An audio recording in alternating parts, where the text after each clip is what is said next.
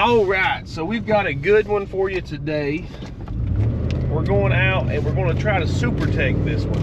Unfortunately, we have a customer that we weren't able to get out to quick enough, so they called another company out. They ended up replacing the TXV for them, but now they're saying that the compressor's bad. So hopefully we can go out there and diagnose something completely different. I mean, with the TXV, you're thinking restriction. Typically, you don't have stuck open TXVs, and that's what a bad compressor would look like, a stuck open TXV. So, I'm very curious to see what this is. And I'll catch you when we get there. Here's the culprit. 10-year-old Rheem. They do have, Skylar, they do have a reputation for having pretty poorly designed compressors that go out fairly quick. So so there is a good chance that one of the scroll plates on the compressor is broken. I mean, it doesn't sound great. We're in heat mode right now because it's like 55 degrees.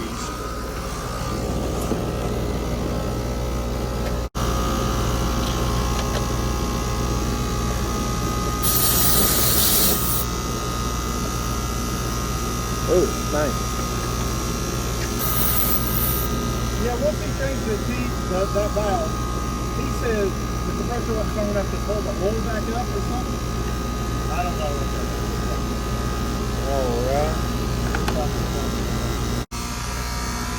Alright. Hook the true suction. Okay. We'll hook the true suction in the liquid line, and this is our pressure.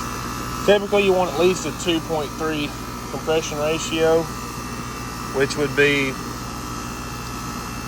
it's been so long.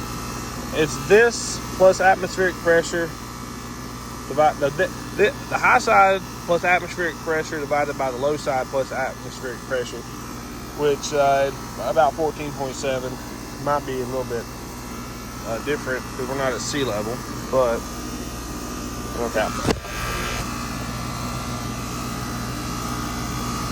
Suction line temperature is 86. I mean, at this point, that compression ratio doesn't look good. I wonder if I can feel an obvious drop across here. No, that's good.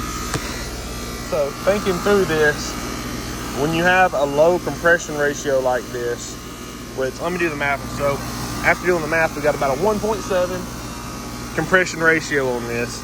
So there's a couple things that'll cause that low compression ratio. One would be a stuck open TXV possibly, which it looks like they have already replaced that. We'll have to make sure everything, the bulb and stuff is insulated and installed properly. Two, the reversing valve could be bleeding through. With that test, we'll just have to put our temperature probes on each side of the reversing valve, see if there's a temperature drop, because the cold side should be within 3 or 4 degrees of each other, and the hot side should be within 3 or 4 degrees of each other, if not the exact same temperature. And if we have bleed over, that's a good indicator there. So let's do that. First, let's put on our temperature probes and see the temperature difference across that. So this is relatively straightforward, checking this reversing valve. Just want to put a temperature probe on the suction side, one on each side of the reversing valve. So coming off the compressor here, and then where it comes, we're in heat mode right now. So then where it comes from your condenser, your evaporator in heat mode. So here and here is where I'm going to put my temperature probes, and they should be within a few degrees of each other. And they feel like they will be. They feel about the same, but it's not running right now, so we will see. Compressor is going to be my red side, my red thing. That don't matter. I'm just trying to remember what I got here. And then this one will be my blue. All right, let's try it.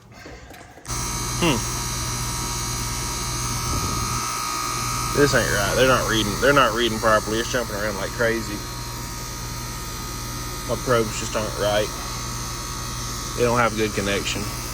All right, so I got the temperature probes on the suction side of the compressor, one on each side of the reversing valve, and we got about a 4-degree temperature difference, which actually isn't that bad. And with the way the refrigerant smells burnt, I'm really leaning towards a bad compressor here.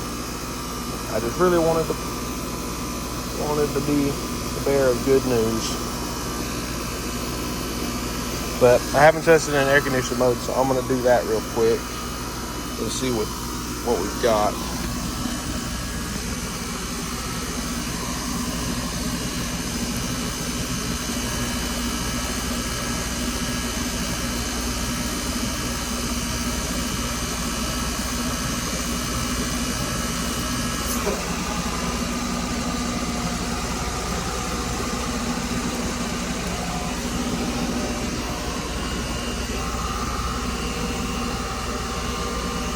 Sure didn't swoosh.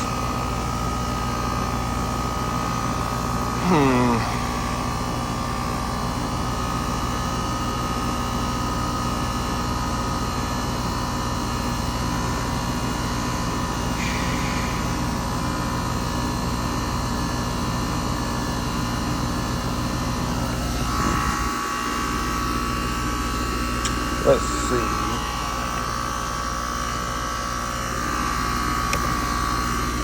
See what the temperature drop is across the reversing valve now. Put one here.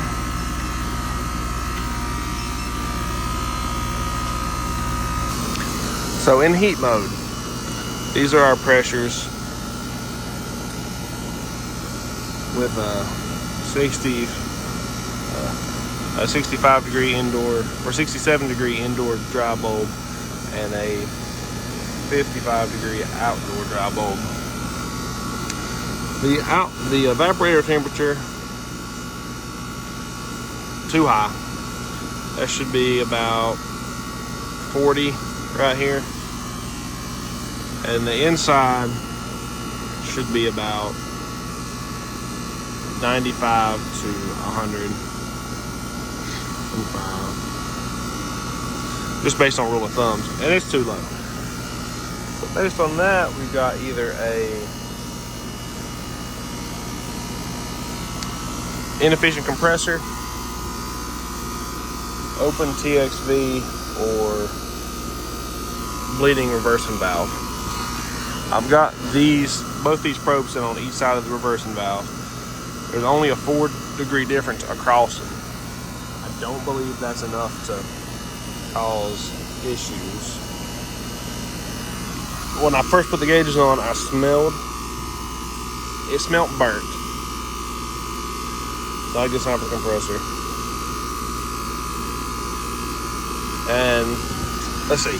So if it was the expansion valve, most likely it would either be only in heat or cool, depending on which expansion valve is bad. It's doing worse than this in cool mode. It struggles to create a temperature difference. I know it is cold out here, but 55 degrees, it should at least have some compression ratio. The difference was like 20 or 30.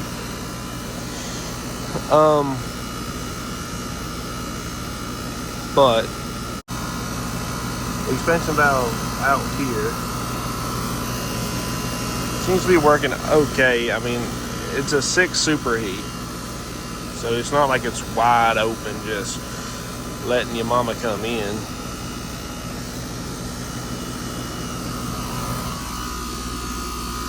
Let's try out in air conditioning mode.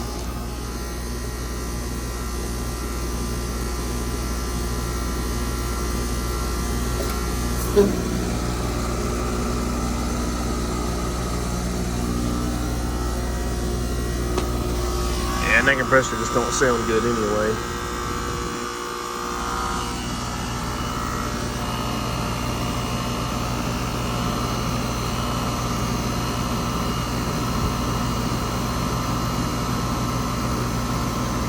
Struggling to create pressure difference, but doing a lot better this time than it did last time I switched it over.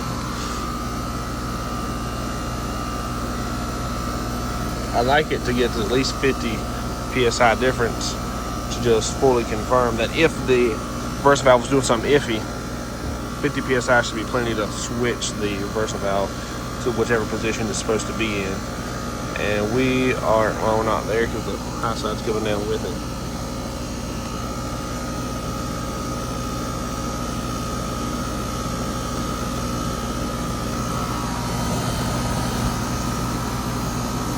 Looks like I have to switch these around. So this liquid line is on the compressor side, and this is on the other side of the reversing valve. But now that we're in air conditioning mode, I've got to compare this temperature to this temperature. So let me get on my phone and see what that is. So this probe is reading 64, this probe is reading 66. Reversing valve's fine in this scenario. Oh, and then I forgot, I want to see what the pressure difference between, it's cold, still cold, huh? Why is this so cold? That shouldn't be colder than outside temperature. This liquid line, we're in air conditioning mode right now. That liquid line is 38 degrees, which is colder than the vapor line. So there's a restriction somewhere. Is that it? So there. Well, that's all the way up. Okay, hold on, we might be on to something now. Weird. Outdoor, but also there's the fact that these Rheem compressors, the compressors just shatter, and it could have sent shrapnel into this outdoor thermal expansion valve, and that's what's causing a restriction there. But this compressor was looking awfully funny. Okay, but look at this pressure difference now. We ain't really got one. Definitely should not be 38 degrees right here. Definitely shouldn't be 116 PSI.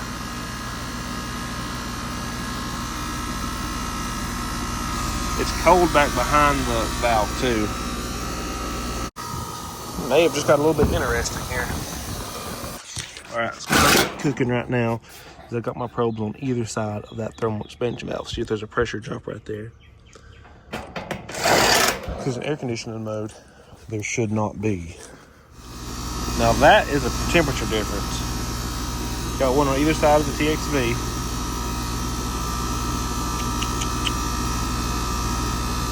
So at this point, we're definitely looking at a clogged TXV. See, but how am I going to make sure the compressor's fine? Because with this system, the compressor will send the stroke plate through it. So here's the situation I've got now. I've got that indoor fan off so that I can try to build up a pressure, see what kind of compression ratio I can get out of this thing. And I was just going to wait on the delay, but I'm kind of impatient. So let's do it this way.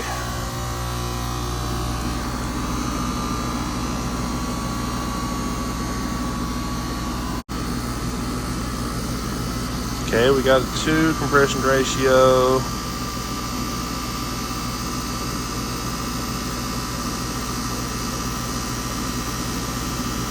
That high side's still higher than I'd like it to be.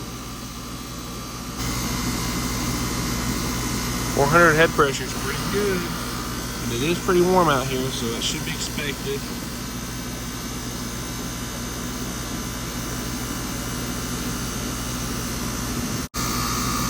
It looks like it tops out at about 430 and 160. I don't know, that's not compelling. All right, so what we're going to do is I tried pumping the system back into itself, which I should have done beforehand, but I didn't. It didn't have enough gumption to actually pull it down. I don't know what the last guy did, so I'm going to just recover the refrigerant, make sure it's not way overcharged, because I've seen systems where they won't pump down to themselves, but they're just super overcharged. So we're going to try that out right now.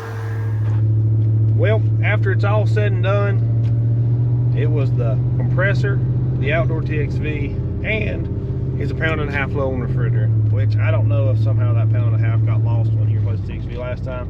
Didn't pump all the refrigerator back in the system. Was messing with the charge because it wasn't right, because the compressor in the other TXV was bad. I don't know. I didn't conduct a leak search. There's too much wrong with it. I wish I could just buy a whole R410A condenser and send it out there. Unfortunately, that's not an option. Unfortunate for him, 10-year-old unit, wasn't registered.